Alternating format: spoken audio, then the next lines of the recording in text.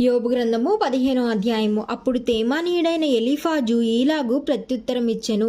జ్ఞానము గలవాడు నిరర్ధకమైన తెలివితో ప్రత్యుత్తరం ఇయ్యదగునా?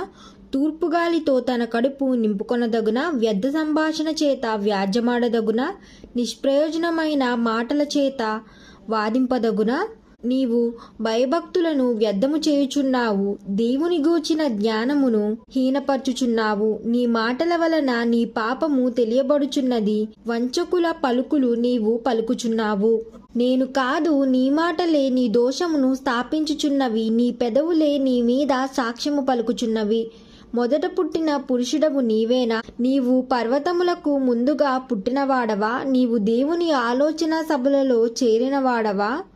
నీవు మాత్రమే జ్ఞానవంతుడవా? మేము ఎరుగనిది నీవేమి ఎరుగుదువు? మేము గ్రహింపనిది నీవేమి గ్రహింతువు? నెరసిన వెంట్రుకలు గలవారును చాలా వయస్సు మీరిన పురుషులను మాలోనున్నారు. నీ తండ్రి కంటే వారు చాలా పెద్దవారు. దేవుడు సెలవిచ్చిన ఆదరణ నీకు తేలికగా ఉన్నదా? ఇట్లు నీతో మృదువుగా పలకబడిన వాక్యము తేలికగా ఉన్నదా? నీ హృదయం ఎలా కృంగిపోయెను? నీ కన్నులు ఎలా ఎర్రబారుచున్నవి? దేవుని మీద నీవేలా ఆగ్రహపడుచున్నావు? నీ నోటి నుండి అట్టి మాటలేలా రానిచ్చుచున్నావు? శుద్ధుడగుటకు నరుడు ఏపాటివాడు? నిర్దోషుడగుటకు స్త్రీకి పుట్టినవాడు ఏపాటివాడు? ఆలోచించుము, ఆయన తన దూతల యందు నమ్మికయుంచడు. ఆకాశ వైశాల్యము ఆయన దృష్టికి పరిమితి కాదు. అట్లుండగా హేయుడును చెడ్డవాడును నీళ్లు త్రాగునట్లు దుష్క్రియలు చేయువాడును మరీ అపవిత్రుడు గదా. నా మాటలు ఆలకింపుము, నీకు తెలియచేతును. నేను చూచిన దానిని నీకు వివరించెదను. జ్ఞానులు తమ పితరుల యొద్ద నేర్చుకుని మరుగు చేయక చెప్పిన బోధను నీకు తెలియచెప్పెదను. అన్యులతో సహవాసము చెయ్యక తాము స్వాస్యముగా పొందిన దేశములో నివసించిన జ్ఞానులు చెప్పిన బోధను నీకు తెలిపెదను.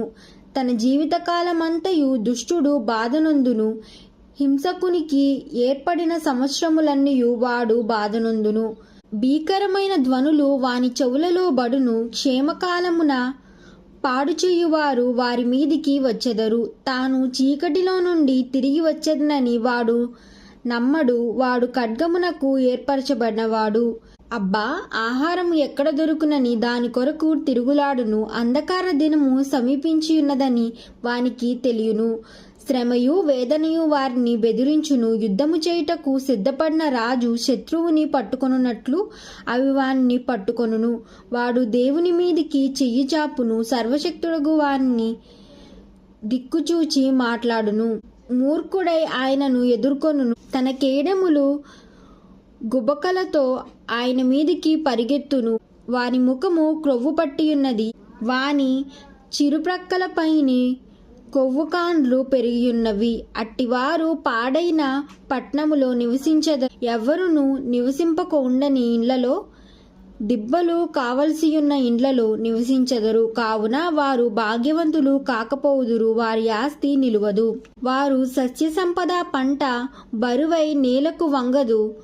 వారు చీకటిని తప్పించుకొనరు. అగ్నిజ్వాలలు వారి లేత కొమ్మలను దహించును. దేవుని నోటి ఊపిరి చేత వారు నాశనమగుదు. వారు మాయను నమ్మకొనకుందురుగాక. వారు మోసపోయినవారు.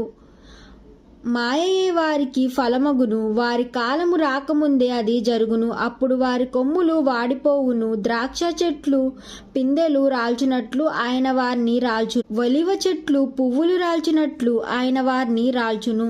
భక్తిహీనుల కుటుంబము నిస్సంతువగును. లంచగొండి గుడారములను అగ్ని కాల్చివేయు. వారు దుష్కార్యమును గర్భము ధరించి పాపమును కందురు. వారి కడుపున కపటము పుట్టును. ఆమేన్.